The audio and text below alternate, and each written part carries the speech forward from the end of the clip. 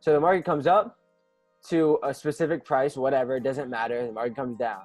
Market goes up to a specific price, and the market goes down, right? So now you have this area of resistance, okay? So I could go ahead and I could draw my line, 0.1, 0.2 into the future. I have my resistance area, right? Now, retail traders and what they kind of generic education will teach you is, you know, when it goes back up to this area, what are you expecting it to do based off previous history that happened in the market? Well, previous, you know, statistics and history will tell you, well, we're going to be looking for downside movement, right? But that's not always the case. Well, it is the case, right? But it's almost like a setup, right? They're setting you up, right? Because they teach you to sell here for a reason, right? So they can make money off of the retail traders, right? Because, you know, let's say the market over here had like a recent high right here. Okay, so what, you know, typical retail traders are told is to go ahead and put your stop loss right above that area, right above the previous high. Okay, now what this method, this pew pew method teaches you is finding the point of interest over here somewhere to identify where that pew pew entry is going to be for the downside movement. But what happens right here is you have your 0.1, you have 0.2, and then 0.3, typical people are looking to sell. But what happens is, as we always say, the big ballers do what? They buy to sell, and then they sell to buy.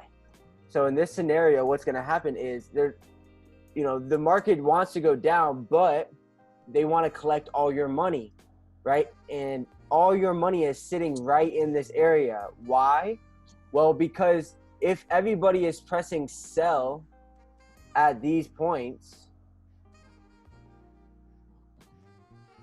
when the market goes up, because these people are looking for sells, when the market goes up, that means people are losing money, right? If you're losing money, guess what? Somebody else is making money.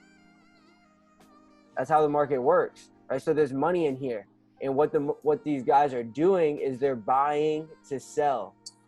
Okay, so I'm kind of answering your question here in a minute, but I kind of wanted to explain this first, Kyle. So you're waiting for the market to go up, right? And you're looking left to go right. So over here, you'll find your point of interest that I'll break down in a minute. But then once it taps that point of interest, you're looking for it to come back down. And a lot of the times the market will come back up based off of a point of interest that happened here, right? And it's usually right around this area where your other sells were, right? Not always, but it's going to be somewhere in that area on that pullback to show you that the direction was down. However, you did not enter at the appropriate time, right? So they like kind of play with you. You know what I'm saying? You know, it's teaching you to sell here, but they want you to sell there. So to find your institutional candles, you're basically looking, you're looking for these trade calls getting lit. Yes, sir.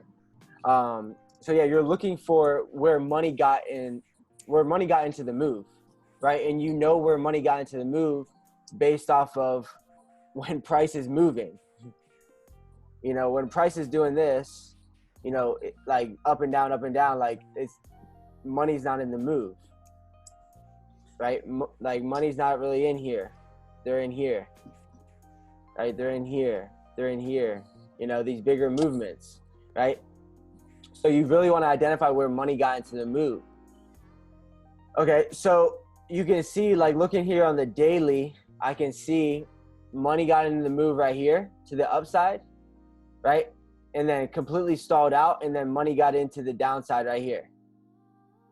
Okay, so I want to go ahead and highlight this real quick, and I want to look at it on a smaller time frame.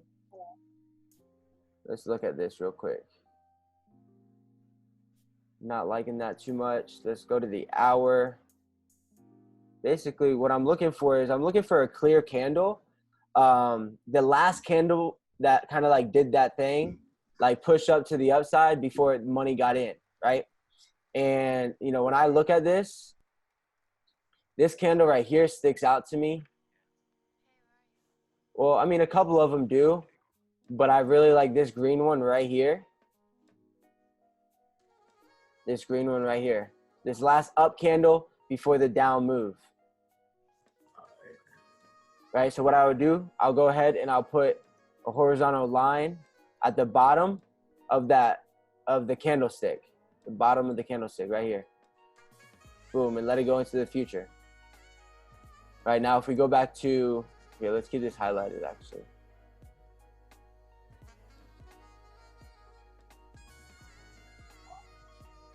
Where's that at? Okay, bet. All right, so looking back at it the daily, it didn't come as high as I thought it was going to. I thought I was gonna hit these wicks right here, but it didn't happen. You know, it's not always gonna be picture perfect. But if you looked at it just at the daily, right, the last up candle before the downwards movement, you would put your wick, you would put right here at the bottom of this green candle, right, and that would be your point of interest candle, this green candle right here. Okay, so as you can see, money got away. Money got away to the downside. Okay, now once you find your point of interest, that's where it's really key. Right, let's say we got this. Actually, let me move this real quick. Let's say we got this. Let's make this green. Let's make this red to the downside, right? Okay, so we have our point of interest right here.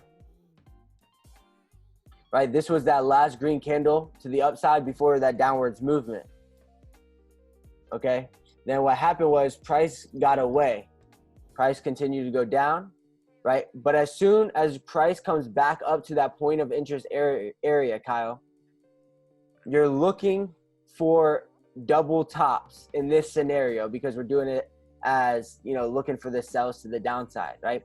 So you're looking for the market to come up within this point of interest from the left area. So you're looking for the market to like come up, do something like that, come back up, and do something like that. Okay? Once you identify that, you're gonna wait for that candle to do that thing. Come up, collect everyone's stops, and go back down to that downside. Probably a little retest, and then before the move continues to that downward side. Did that answer your question on how to really identify like the point of interest? Yeah.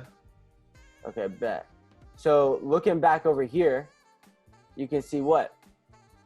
Here's our point of interest candle, right? The last up candle before the money got into the move for the downside right here. Consolidated, and it came back up to this area.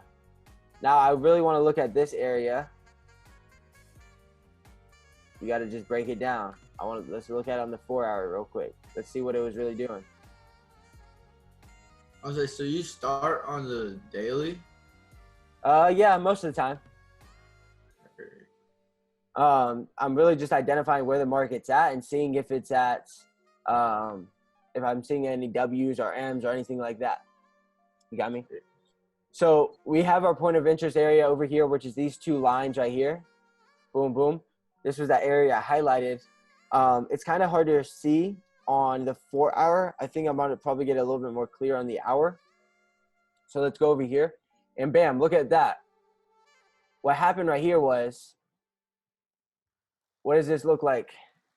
Looks like a shit ton of liquidity, right? Everybody was selling when it came to this zone. Like it came right here, it fell right here, people were selling. Boom, they're like, yo, we're cashing out. It came back up, they're like, yo, we're selling again. Boom, they're cashing out, they're excited, whatever, right? They're trying to hold it all week. Next thing you know, it comes up here, takes all their stop losses, right? Because their stop loss is probably above this high right here. Everybody's stop loss is right here. See, how many pips is that though? How many pips is that from the zone you have drawn up to the wick? 8 pips. See, that's where I get confused, and I ask Q as well. Like, I get confused about when to identify the point of interest when it's only 8 pips. I get confused. Is that really a did that thing candle, or is it not? That's where I get confused.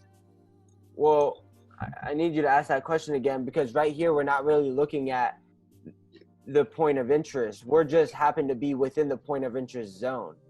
Like, this is the point of interest zone right here. My question is, how many pips does it have to be for it to really be that point of interest?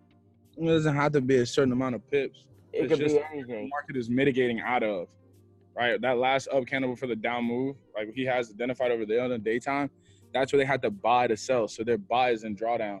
I mean, sometimes people get lucky. It's not going to be exactly 30 pips. It's not going to be exactly 15.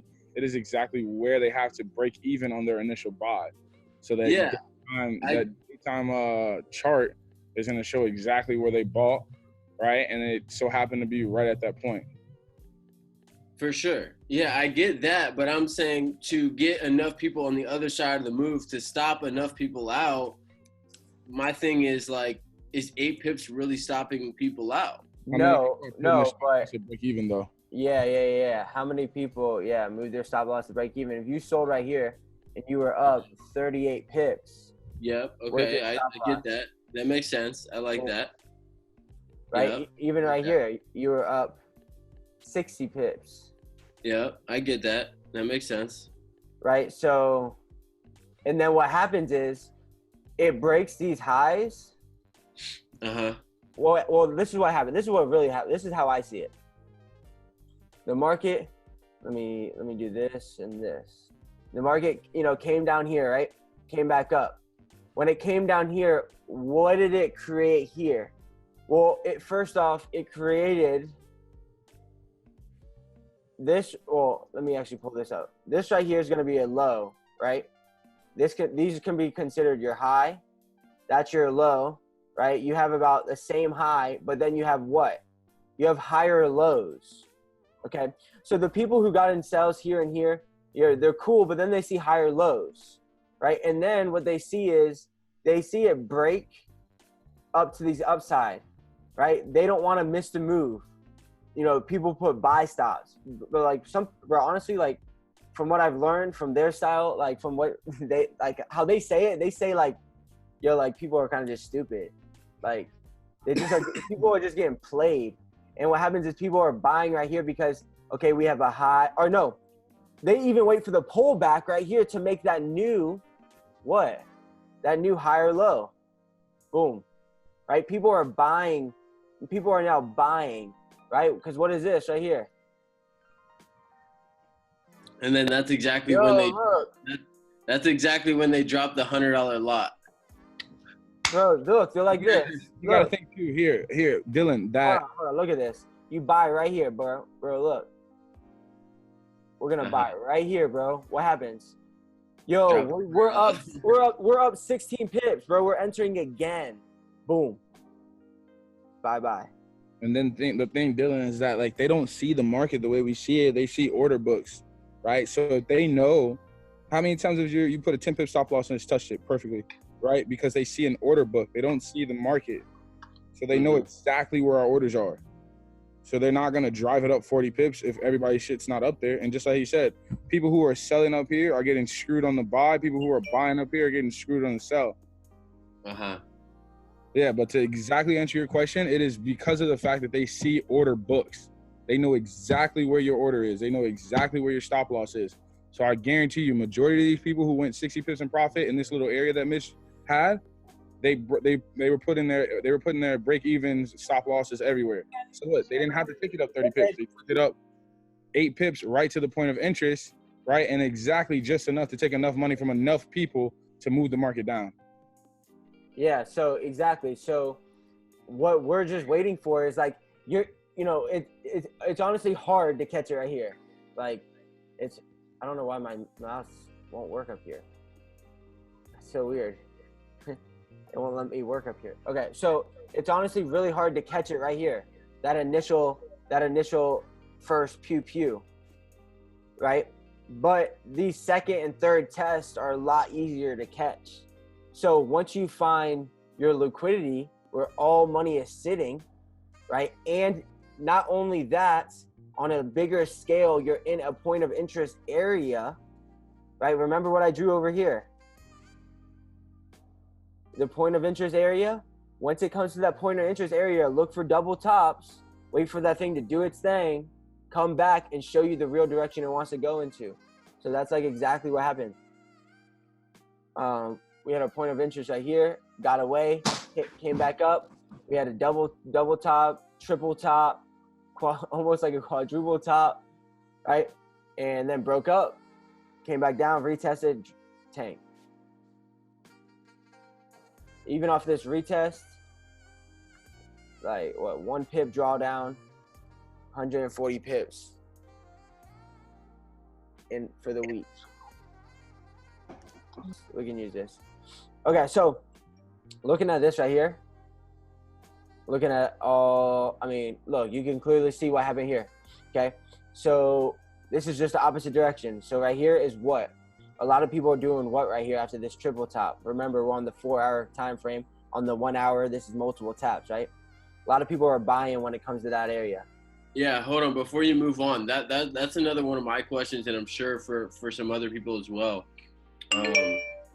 is how much price action in a zone is, the minimum amount to consider, liquidity being built up, in that zone. Yeah, so it's different every time. That's like me asking you, yo, what do you do when they trap you when you're playing basketball? Uh-huh. Your reaction is going to be different every single time. You just have to watch the charts. It's the 10,000 hours rule. Put in your 10,000 hours. There's no, like, what they do. This is what they do. They do, if they have the same exact touches at the same price. Like, you see this wick right here?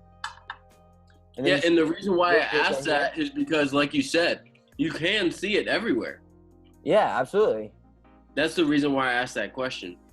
It's not picture perfect, but they kind of do it like this. When you have price wick at the same exact area, that's all they need.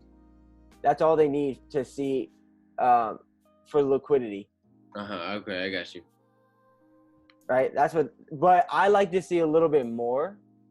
I don't know. I'm a little safer, and they know it a lot better than I do. So I guess I like to wait a little bit. But like, look at this. And you also got to understand, sometimes, like, if you're looking at a bigger time frame, you're not going to catch these moves often because, like, look, this was like the liquidity area. So what I'm showing you is this last red candle to the downside was that point of interest, right?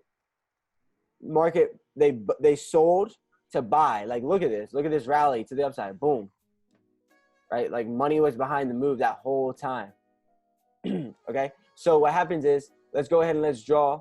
You can do it. Some people do it from the wick of this down candle. Let me actually change this color. Right? Some people do it from the wick, which you can do it from the wick. You could also do it from the top of the body of the candle or from the 50% of the body of the candle. Right? You can either eye it or you can draw it up on the fib from the top of the candle to the bottom of the candle. Let me get off of that. So for you do all three? No, I mainly do the middle one and the 50%. This one's a little bit more risky for me because if you happen to be wrong, you're gonna have more of a drawback. You know what I'm saying? Like, look, I'll show you. This is the bigger the wick, then the bigger possibility. Yeah. If the wick was right here, then your entries are going to be really close, but it's up here. So what I'm saying is, if we're looking for the buy, if we're looking for the buy over here, right, it might go down to my second entry, which is 21 pips. Might even go down to my third entry, which is 40 pips. Like, I'm risking too much. Like, I'm not trying to risk that. So I kind of just wait for the setups that come to this, or if the wick happened to be close. But in this scenario, it's not. But like, look at this point of interest, right? We'll draw up our zone. Look, let's push this thing in the future. Right? Boom. Right? Market shot away, right? If you notice that and you came back, Like, look what happened right here. Like, you could have entered right here. What is that? Maybe like 3-pip drawdown for 100 pips. Boom. Yeah, what if you did 50% from the wick and see that might be like spot on. Yeah, 50 but the wick is always different. Yeah, but from the last down candle. The wick down here or up here? Up top. Yeah, well, it doesn't matter. Well, then you're just gonna be more in drawdown. Let me see. Draw 50% from that wick. Right there. Right here, you're more in drawdown. The market went down here. Uh-huh. If you're buying up here, you're down, what is that? A few pips. I mean, nothing crazy, 10 pips. But I like the body of the candle and the 50% of the candle. And like this is what they would consider, Dylan. So, and this is what I'm starting to see more and more and more. So you see, we had this point of interest area. Market came up, finally came back, did that thing, whatever. Right here, you can see what is this, right? What is this right here? Dylan. What is that right there? I mean, those are two identical. Well, yeah, they would consider that a liquidity area. Yeah. Right? Now, if which is saying this is where that candle did that thing. How do I know that? Because money got behind the move right here. Uh-huh. Right? If we go down to the hour, you'll see it much clearer. Yeah. So it also matters. Not only does it matter about the FU candle, but it also matters about the candle after that if money gets behind the move or not. Yeah, absolutely. Like, look at this, bro. When we just dissected it, now we're gonna dissect it again. You remember this that we're looking at, right? On that 4-hour time frame. Yeah. Well, what is this right here? Right? This, if you look at this, I see this being another down candle before it went up to the upside, right? Seeing how the market stalled out a little bit right here, and it had that green to the upside, but then it pushed down one more time before it decided to make that push up. So, what did I say? You could either draw it from the top or the 50% of the candle, which is going to be like right there. And if I look, this is looking left. Now, if I go where the market is right here, okay, here's our liquidity area. The market did that thing right here, came right to that point of interest area that we had on the smaller time frame, consolidated. If you look at this on a smaller time frame, it probably did that thing right here one more time, just on a smaller time frame. Right? So all in here, you're looking for buy. And if he dissected that down to the 15-minute, I guarantee That's what I'm saying. You're sniping it. If it hopefully lets me go back that far. And then too, like Dylan, like they were like the way we learned retail was actually smart retail. Like for a reason, like it's dumb retail out there, bro. Like things that you would be like, that's a stupid buy. People are buying that. Bro. Yeah, facts. Yo, look at this.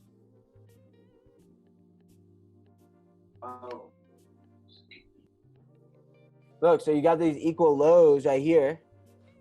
This candle, boom, did that thing. Pushed it to the downside, came up, pulled back a little bit, and then skyrocketed. Boom.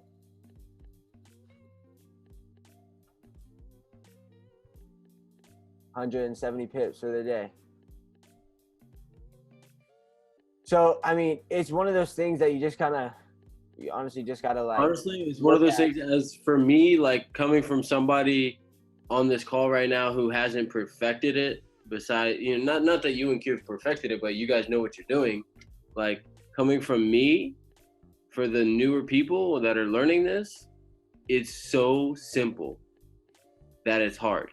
Like you have to stop thinking so hard about it. You have to just understand the retail side and then know this side, like, yeah, Joseph, like he's, better than me at this as well. I'm learning this for the first time. So I really think something that's helping me is just keep it super simple. Just like the business, just like anything, you got to keep it super simple. It's really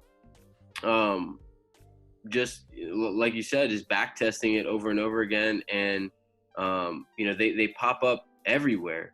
So it's just making sure that you're, even alerts. I don't know if Q or Joseph or Mitch, if you guys are using alerts on TradingView or not really. Yeah, I've been using them a little bit, but I'm usually watching it. Like, I'm pretty on top of it, but I have been using them recently. But like looking at this, like even this little wick right here, we only have 5 minutes left, but this little wick right here, you can see like it did that for a reason. It came right to that. If you look at this red wick right here, it came right to that previous low, right? So on the 15-minute time frame, the scalpers that are looking at this, when it came and tapped this one more time, they're now looking for buys right here, buying, right? And then this candle pushed down, and then smart money got behind the move, okay? This candle did that thing, pushed up, got its way. So now what do we do now that price is getting away? Okay, now we know that this red candle, this last candle that did that thing that went down before money got in, they sold to buy. That's our point of interest, right? Candle at the top of the body and candle at the 50%. Probably like right there, okay? So now as we look at this, what are we waiting for? We're waiting for price to come into our area. Now, looking at this, it wasn't picture perfect, but as you can see, all these wicks in this same area, right? All these wicks, right? That's pretty picture perfect, bro. Yeah, but look, exactly. This is what happened though. Here's the high. Here's the low, right? People see the new high and people see the new low. So what are they expecting when it comes up here and it does this pullback? They're expecting it to go up. And guess what? They're correct. But smart money is going to sell it to hit everyone's stop losses that are right in here, right? It's going to smash their stop losses, come to that point of interest candle, come to that point of interest zone before smart money gets in. And what happened? You could have caught 1,000 pips in an hour.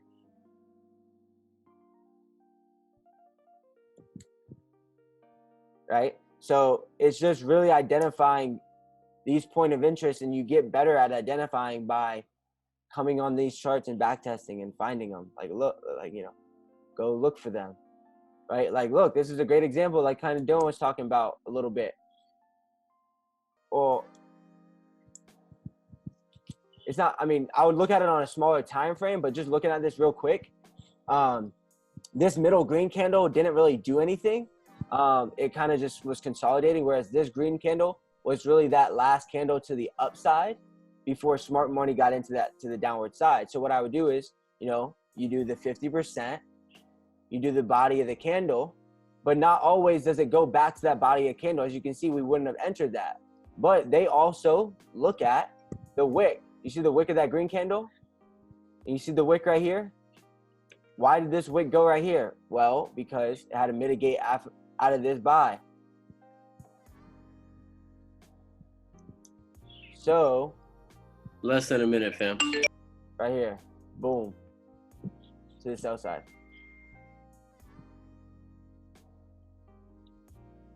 Make sense?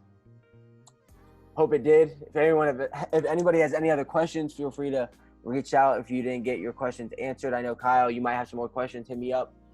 We can do another call. We can do whatever. Just let me know. We'll make it happen. Yeah.